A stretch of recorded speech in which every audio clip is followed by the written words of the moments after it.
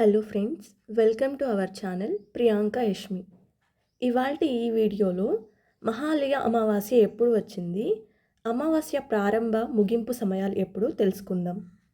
ప్రతి సంవత్సరం భాద్రపద మాసంలో వచ్చే కృష్ణపక్ష పాడ్యమి నుంచి కృష్ణపక్ష అమావాస్య వరకు ఉండే కాలాన్ని మహాలయ పక్షం అంటారు.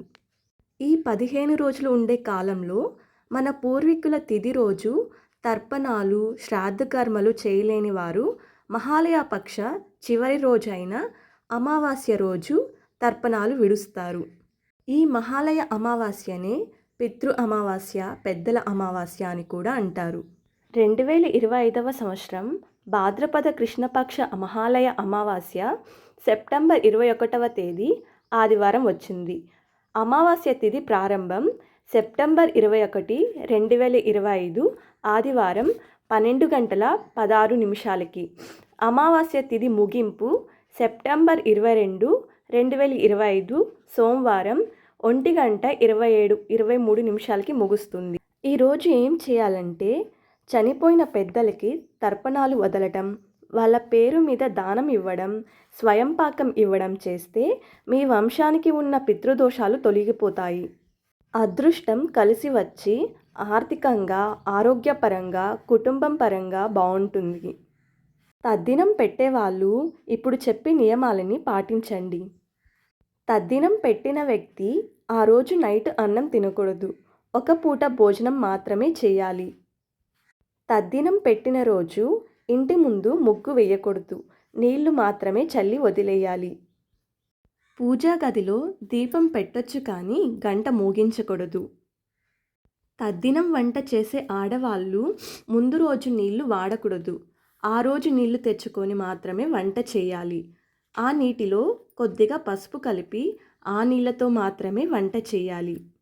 తద్దినం వంట చేసే ఆడవాళ్ళు కుంకుమ పెట్టుకోకూడదు, విభూది మాత్రమే పెట్టుకోవాలి.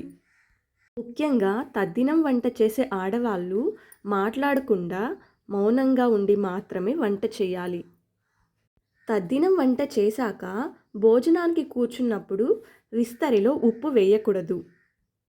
తద్దినం పెట్టే వ్యక్తి బంగారం ధరించకూడదు, వెండి మాత్రమే ధరించాలి.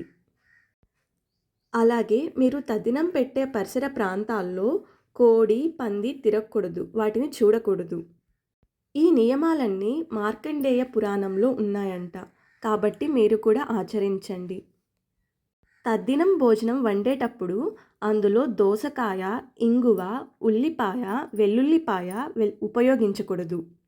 తద్దినం పెట్టలేని వారు, పిండ ప్రదానాలు చేయలేని వారు ఏం చేయాలంటే, బ్రాహ్మణులకు స్వయం పాకం కానీ లేదా గోవులకి ఆహారానికి అయ్యే కొంచెం డబ్బు కానీ పితృదేవతల పేర్లు చెప్పుకొని ఇవ్వండి.